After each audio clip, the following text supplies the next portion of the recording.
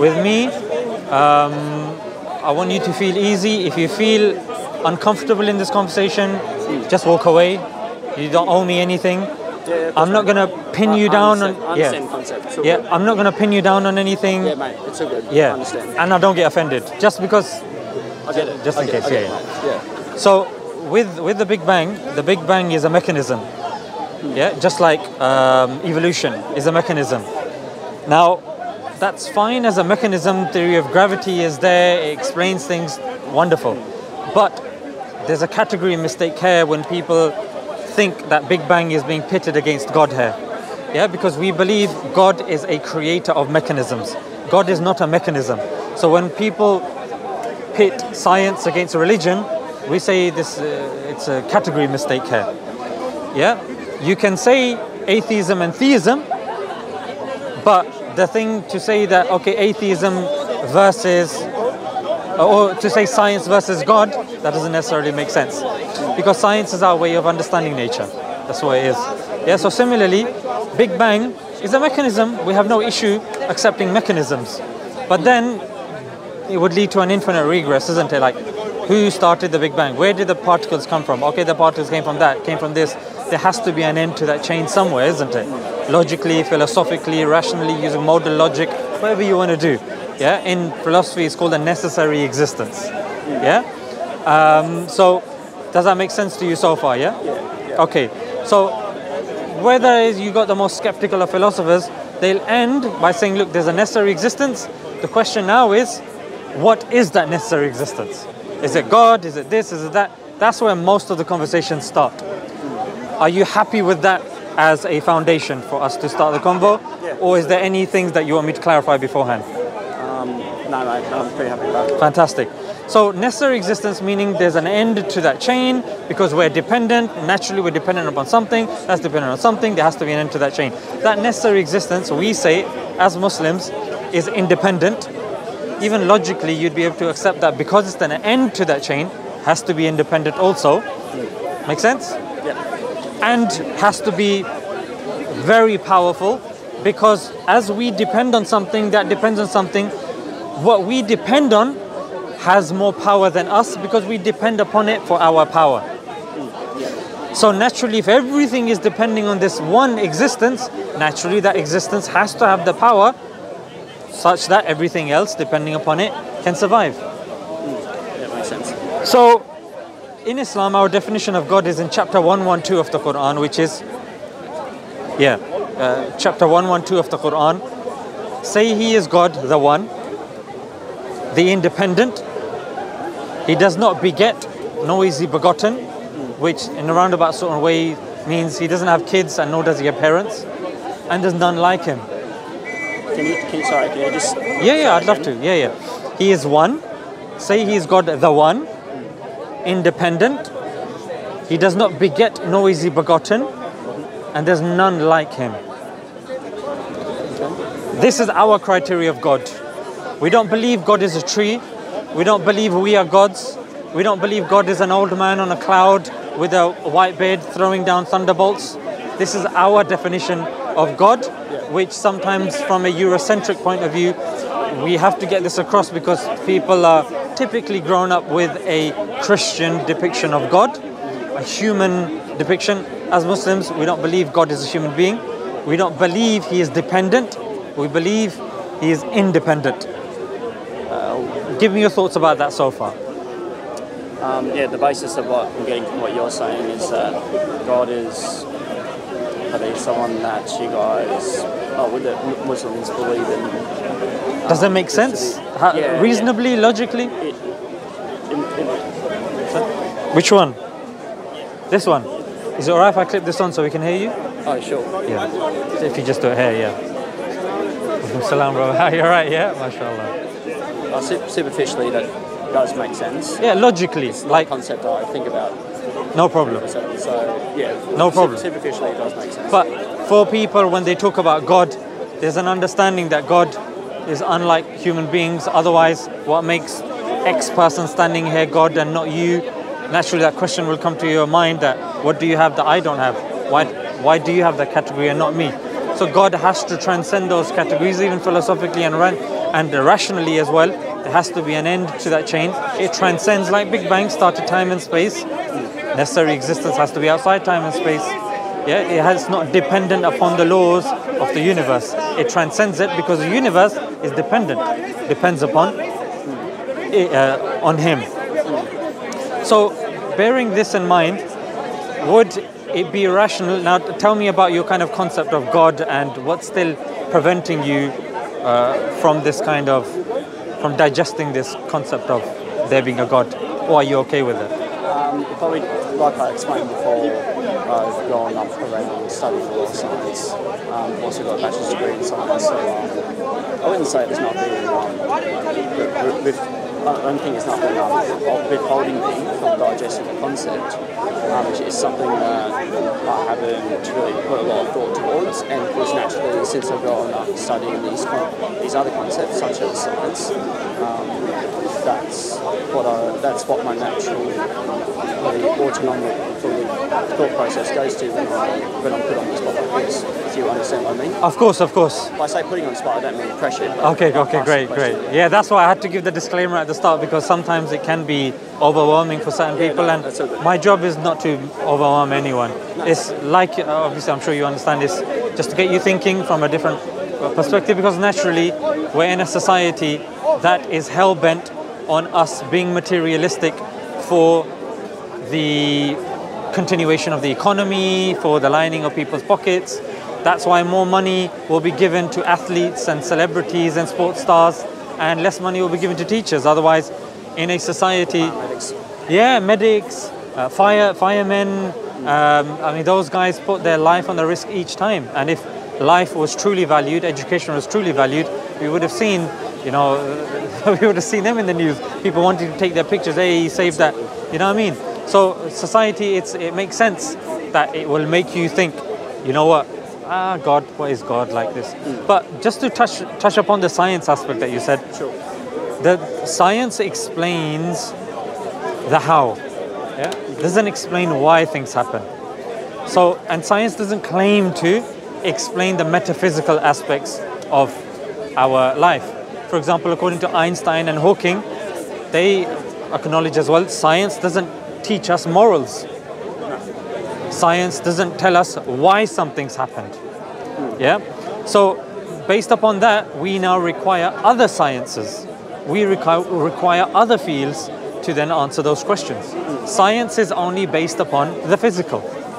Well, the old school science would, like Karl Popper and all that, the falsification type.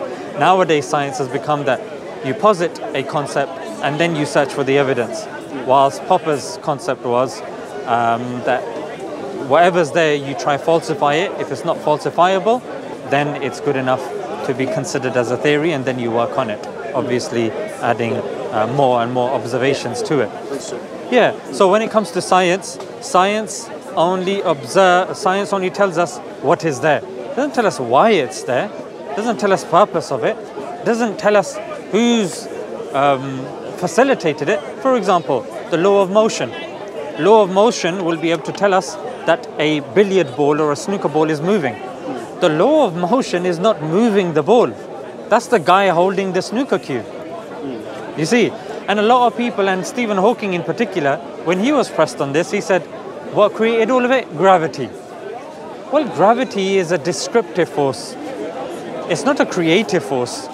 Gravity didn't create anything, just like chance doesn't create anything. It explains phenomena. Yeah, these are concepts that explains things. No one says, oh, gravity created this bottle on the floor, or chance created that camera. No, these are like, we actually fall into a fallacy when we say or do these things. And that's why you'll see, even in history, there was something called the Golden Era, in which Muslims contributed heavily to the field of science. In fact, there's a BBC article as well, you can check this out.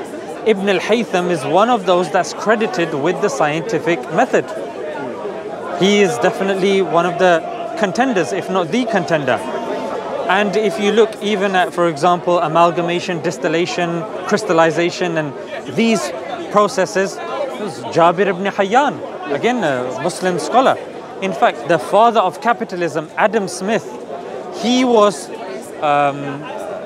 praising the Muslim leadership by saying that after the Romans, it kind of science and philosophy took a downhill trajectory. It was the Muslim leadership that took it back up again. Muslims were translating works of Galilean and all of these medical textbooks. In fact, in UK, until the 17th century, the medical textbook in all of the places of learning was Al-Qanun by Ibn Sina. Ibn Sina, who identifies as a Muslim philosopher. So that's the thing. When it comes to science, we have no issues with science. In fact, even if you look, the human genome, the leader of the Human Genome Project, he was a Christian. But his predecessor, Francis Collins, he was a Christian. Sorry, Watson. One of the two. He was a Christian. So there's no contradiction. There are many scientists that are Muslim, that are Christian, that follow a belief. In fact, the professor of mathematics, John Lennox, is a Christian. So when people try to pit science against religion, doesn't necessarily make sense. Like I said, mechanisms, evolution, Big Bang, all of these are mechanisms. God is a creator of mechanism. Tell me about this book by John Freely. I mean, there's loads of these books. 1001. If you can download the internet, like from this Art of Science or Medieval Islam, How to Shape the Modern Western World, by John Freely, by American scholar. It's a book, if you read from beginning to end, more things will come clear to you. Sorry. So in that sort of sense, that when people think that it's either or sort of thing, it's not. What it is the questions that science doesn't claim to answer, does not answer, we now need to go to other aspects of proof, of evidence. I'll give you an example. Would you say it's fair to assume most of what you've learned about science is through testimony? Testimony. How do you mean? For example, testimony is when you get it from a reputable source without doing the experiment yourself. No, a lot of science is based on theoretical concepts. That you've got, that you get. I'll give you an example, and then maybe you can correct me if I'm wrong. When you were at school, you learned from science books. There were No, Jazakallah. I don't drink coffee. Thank you, bro. No, Jazakallah. I've got water here. That's perfect for me. Sorry, what was I saying? Science books that you at school? Yes. So science books, you didn't do the experiments when you were young. Not all of the experiments. There were some in the investigation section that you did, but generally you took the author at face value. The teacher told you, oh, there is this, there is that, in this country this happens or that happens. You took it at face value. Why? Because your parents did research about that school and they said it's reliable, and that teacher claims to be a science teacher and no one's made any complaints, therefore they're a science teacher. You watch documentaries, National Geographic. You haven't witnessed the Big Bang yourself. You haven't witnessed many of the fossils of evolution, but yet through literature and through the process that's there, which is based upon testimony and through trust, you believe it to be true, correct? So that's why I'm saying you can't do everything. So testimony is also one of those things as well. So rationality, logic, deductive reasoning, that's also a form of science as well. You got induction, deduction, and abduction as well. Now the third one that I said was abduction, which science tends to do, which is the inference to the best explanation. Now a lot of people walk around believing a lot of things. We believe that the sun will rise tomorrow, but can we prove that scientifically? No, it's induction. It may not rise tomorrow. But there is a belief that it will rise tomorrow. You're crossing the road. There could be a one-legged hippo with an eye patch that might pop up. According to some people, that could happen, but we don't go about our lives believing that sort of stuff.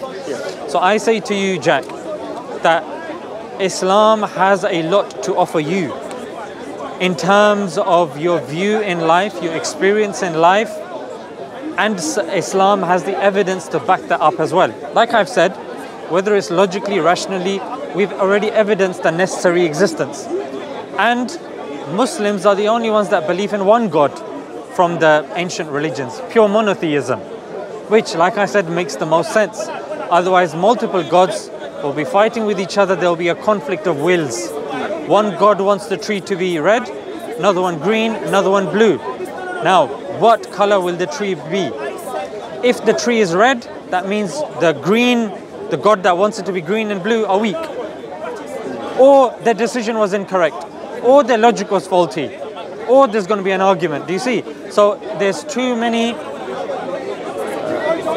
absurdities that will arise from this. So as Muslims, we say there is only one God. Then when you look at scripture, Jack, when you look at scripture, what criteria would you have? And no rush. That would you say logically, you'd say that scripture needs to have for you to believe that it comes from God? A scripture. So like holy books, you got the Bible, you got the Old Testament, New Testament, Quran, Vedas, loads claim to be from God. So if we're now measuring which of the book is actually from God, what criteria would you say? Because naturally that's next, isn't it? Like, why should I believe you and your Quran? Yeah, I understand. To be honest, what's your name again? Zishan. Zishan, I'm honestly not too sure how to answer that question because I've never considered believing in a God in the first place, so I wouldn't actually know what I'd expect in the scripture. Okay, no problem. I'll give you some criteria and you tell me if you agree or disagree. Sure. Yeah? That should be one of the criteria.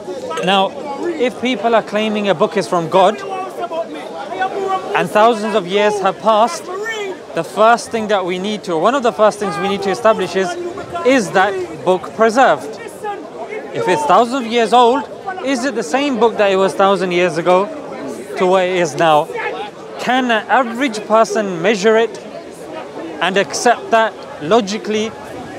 Because if not, then that means that that religion has only been reserved for the priestly class, the intelligent folk, or the people with a lot of resources, which wouldn't necessarily be fair. Would you say that's a reasonable criteria to have? No, if it was dated back 1,000 years ago, like you said, then it's in fact outdated. It would be outdated. No, I'm not talking about in terms of its relevance. I'm talking about in terms of its preservation. That if the criteria now is which of these books comes from God, that's the question that we're asking. Vedas, Old Testament, New Testament, which one? We have to first determine if that book is accurate in terms of when it was revealed.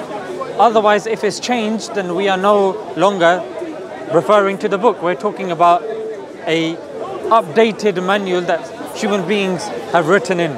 Make sense? So, yeah. Yeah. So, if I was to go into this a bit more detail, I would say that if all the holy books were burnt, Quran is the only holy book, ancient holy book, that can be written word for word.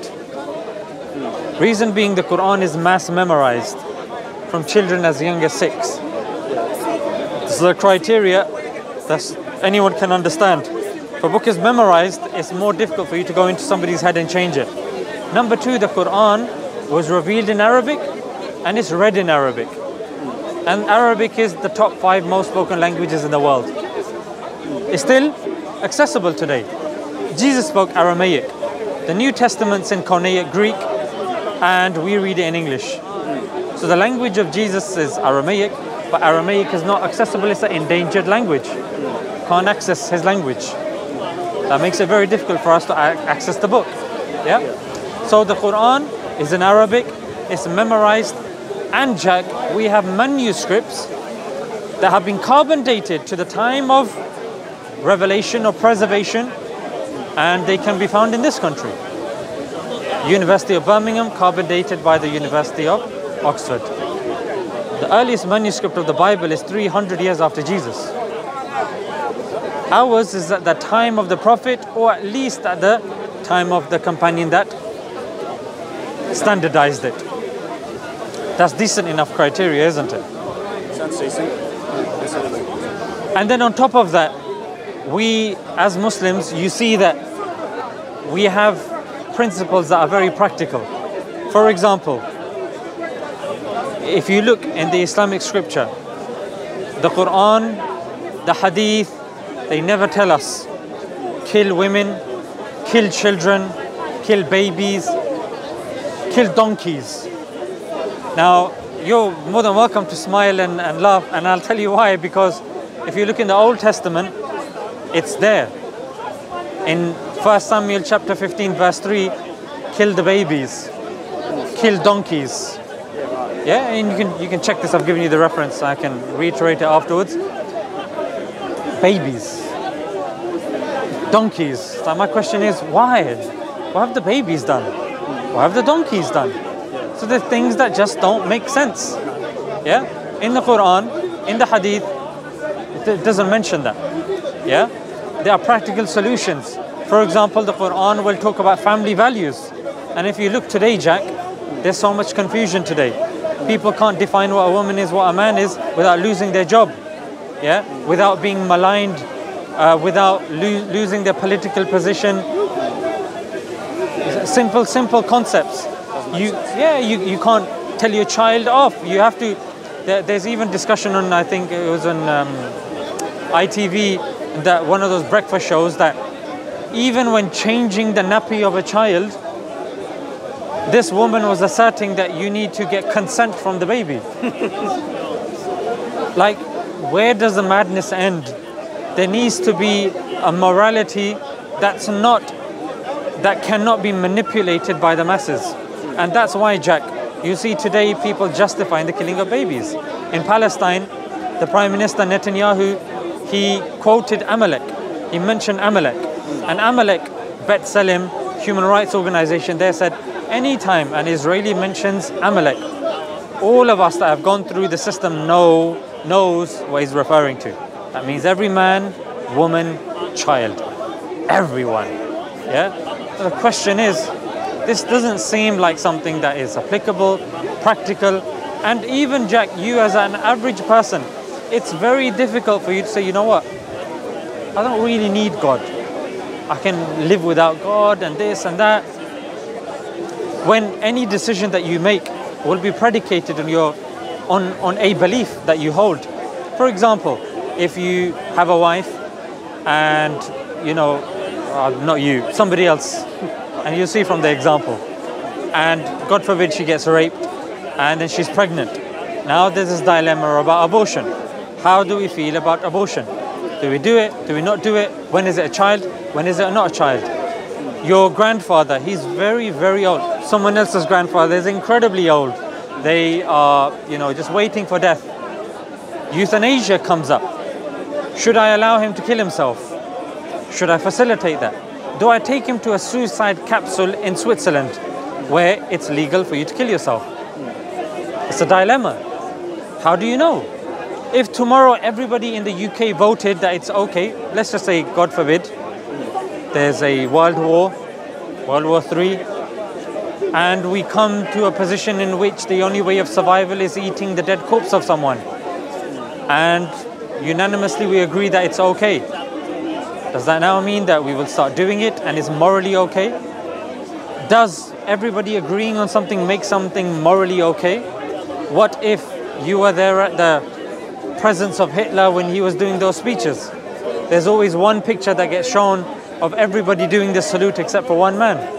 And that one man stood against that. But again, the concept is, do you really go with the masses to get your morality? So I guess I would ask you, Jack, where do you get your morality from? So I got my morality from, probably, if I was to say off the top of my head, was growing up with the religion. Because I grew up in a Catholic school, and that's where I will say I do agree with religion, because it helps teach kids basic values. And I think from that, I think I just had my values from there, and also from the environment I grew up in. Okay. Would you class yourself as an atheist now, an agnostic, or still a theist? I honestly don't know, mate, to be honest. Like I said, I'm not much of an arguer. I'm not putting up many points here, but I haven't really thought of it that much. Okay. No problem. The reason why I ask that is if you're an atheist or an agnostic, somebody who doesn't believe in a God, for them, where would they get their morality from? They'd get it from society. They'd get it from maybe certain philosophical principles like the harm principle. If it's bad, I leave it. If it feels good, I do it. Doesn't that pretty much summarize how people live their lives today? They say, you know what, it feels good. Do what makes you feel good. I like the point you bring up here. It does make sense when you logically. Yeah, because the problem now is, Jack, that when it's based upon the harm principle, when it's based upon these things that are subjective and they can change from person to person, we say God brings objective morality, or God sends objective morality. Yeah, that without objective morality, things turn into chaos. You go to Muslim countries, you ask about adultery. Here, cycling in a bus lane is punishable. However, adultery, you do what you want. But adultery breaks families. Statistically speaking, the woman in that relationship, the man in the relationship are more likely to cause harm to society, and the kids are more likely to turn out to be delinquents. This is statistically speaking. So something that harms society so much. We all know somebody coming from a broken family, there's already trauma involved there. There's already kind of like a mismatch going on, and it's like growing up with a disability of sorts. Not for everyone, of course, but most people, they require some balance, and the balance comes with a mother and a father being available. Psychological studies tell us this as well. So, bearing this in mind, that morality can be manipulated and changed, I would make the argument that without that, and this is why you see in these societies, they don't know what a man is, what a woman is. Adultery is rife, it's common. Alcoholism is common. Mental health is common. In fact, they were saying every hour in the UK, I was checking the statistics a few days ago, 2 people commit suicide every hour. At least 1 in 4 people will suffer a mental illness. Again, in the UK, in at least a couple of years. 45% have gambled in the last 4 weeks. 50% are addicted to alcohol.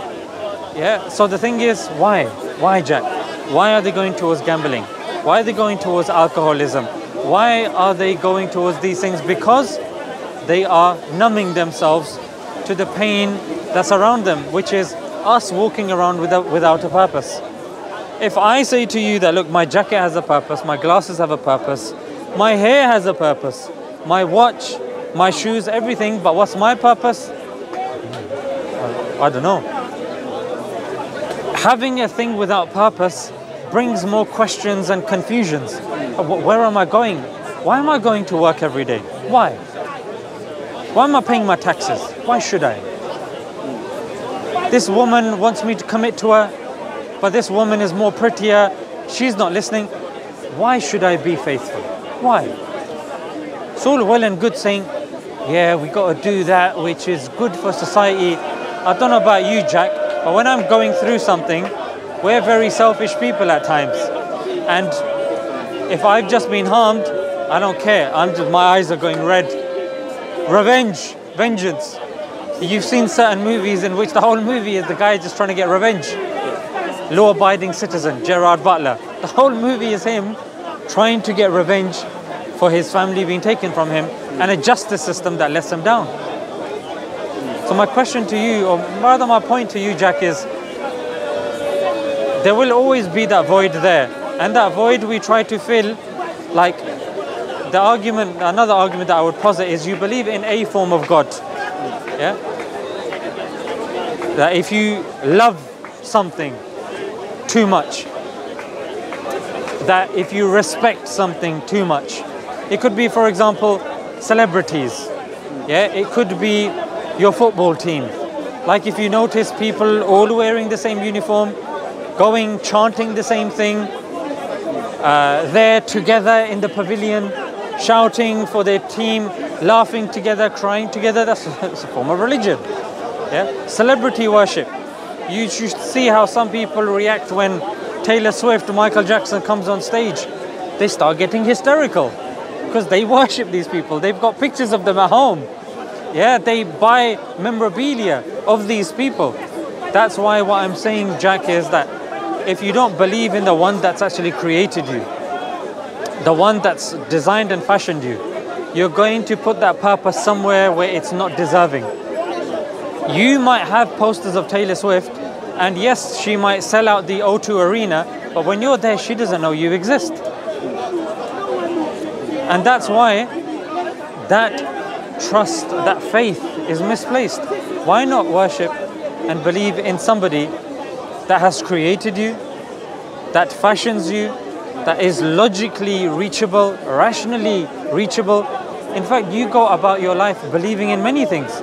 Sun will rise tomorrow, copper will continue to conduct electricity, you know, a giant planet won't collide into us tomorrow, the sun won't randomly explode. These are all beliefs. When you see a canvas, do you ever say, if a random canvas was placed in the park, would you say, over billions of years, that's happened, mate. Billions of years that. You wouldn't. You'd say an artwork was created, was fashioned by an artist. When you see a ship, you automatically assume it must have a sailor. Yeah? Anything that requires a classroom. I used to be a classroom teacher, and I'm telling you, when I was in that classroom, everything was tip-top. As soon as I left, like whispering, talking. So a class can't function without a teacher. A ship can't function without a sailor. How do you expect this world to operate without an operator? Yeah, it's a fair point, mate. Makes sense, isn't it? I appreciate you. No problem. These are probably going to be put online. So anything that I've said, check it when you go home. And I'll be here on Sunday if you ever want to resume the conversation. Because the thing is, I'm going to be honest, mate. Typically speaking, it's when things go wrong in someone's life. When things go wrong, that's when they start contemplating and this and that. And Jack, the unfortunate situation during that time is when you're in need of somebody, people aren't always available. Yeah, it might be a time where maybe you're going through something or whatnot. All I request you to do is think about this, be prudent before something bad happens, and then you're looking for answers. And at that time, sometimes we're not thinking straight. Now you seem calm, you seem relaxed, just chilling out. Now would be a good time for you to reflect on these things. So, God forbid tomorrow, because we're all here for a test. Something happens tomorrow, then at least you have something that can map that can guide and assist you. So if you ever want to reflect or you want to take this more forward, I'll be here hopefully on a Sunday, and you're more than welcome to grab me, pull me to the side, and we can continue this conversation. Thanks, man. Sound good? Sounds good. Take it easy, my bro. You too. Bye.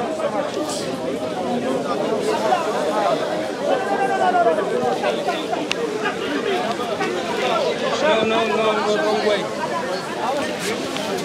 This. Why you? You're gonna take these? Yeah. The grey one. No, he's volunteered to take everything.